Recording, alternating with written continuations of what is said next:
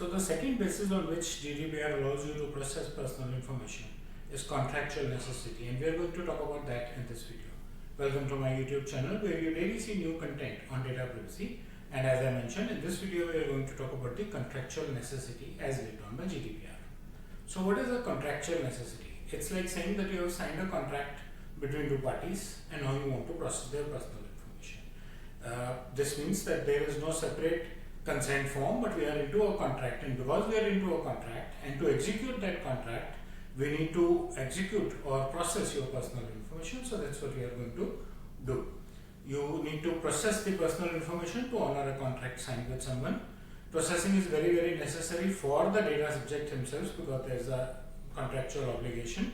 This could be an employment contract. You hired someone and you have their personal information collected with you, and you need to process it for some activity. It could be a service contract between two organizations, and you ask the second organization, you as a processor ask the second organization for personal information as a part of the contract, or you collect it as a sublet to the contract, and therefore you are allowed to process it under contractual obligation.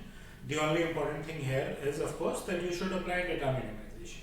We talked about this earlier. I think I have a video also on this. So data minimization is that you collect only what is required. Don't collect anything extra. Don't process anything extra. Use only what is required for that particular processing obligation, right? And that's basically data minimization. So this is, you can say in a way, the basic definition of a contractual necessity when it comes to GDPR, one of the basis number 2 in that case. And you, as I mentioned, process only what is required as per the contractual obligations. What are the highlighting factors that GDPR has highlighted when it comes to contractual necessity? They say you should access the contractual requirements. Process only what is relevant to the contract.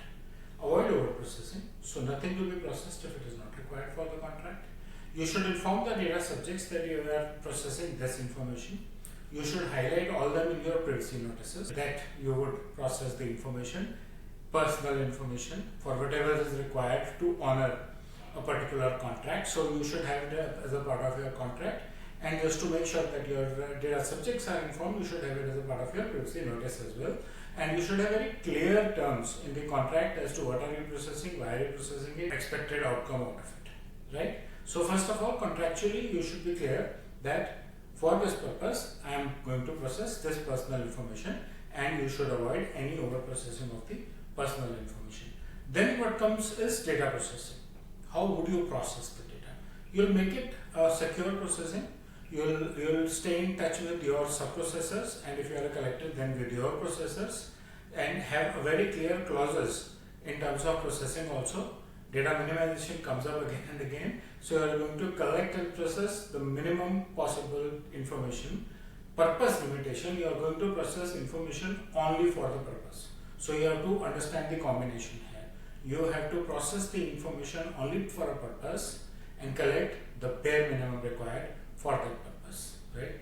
And then you can work with third-party processors also, whom you may treat as your sub-processors, that they also ensure that there is a purpose limitation and minimization both taken care of. And you should do regular reviews of your processing activities, regular review to ensure that minimum data is being processed and is collected, and you should regularly conduct a sort of an internal DPI. As per schedules, even external DPIs, but at least you should review and do impact assessments internally just to make sure that you are clear on what are you having and how are you processing it. Then the next thing that comes up is data subject concerns. Data subject is the most important thing as per GDPR, so you should be able to always answer their concerns. You should apply all possible security measures. The CIA tried confidentiality, integrity, availability. The data will stay confidential, no unauthorized access to the data, integrity would be maintained through things like encryption and anonymization, and data would be always kept available. Okay? Availability means that if in case the primary data is damaged, lost, deleted, then you have a backup copy and you will get the data back. Users will be able to continue to work with the data. You should be able to honor data subject requests. There's a whole portfolio of videos on what kind of rights data subject has. Data subject has the right to request access to data, get it corrected. A very important right which we have here also as next point, which is right to object. He suddenly comes up and says, I don't want you to process my information. And you should be able to honor that right of the data subject, that despite the contract, if he comes and says, no, please don't process my personal information, then you should not process his personal information. And another important point is retention limit. For how long are you going to retain that information with you? Is it 1 month, 6 months, 3 months, 2 years? Would you remove it, delete it the moment the project is over, processing is no more required?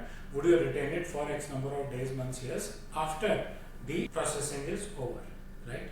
So these are the important data subject concerns when it comes to the processing and when it comes to processing under contractual necessity. Record keeping for long term, electronic, non-electronic, who is handling it and how would you take care of it, right? So these are the GDPR requirements about data subject concerns. I hope you like my content, so please press the bell and the like icon. Subscribe to my YouTube channel to get more updates on data privacy and share your feedback in the comment section. Thank you.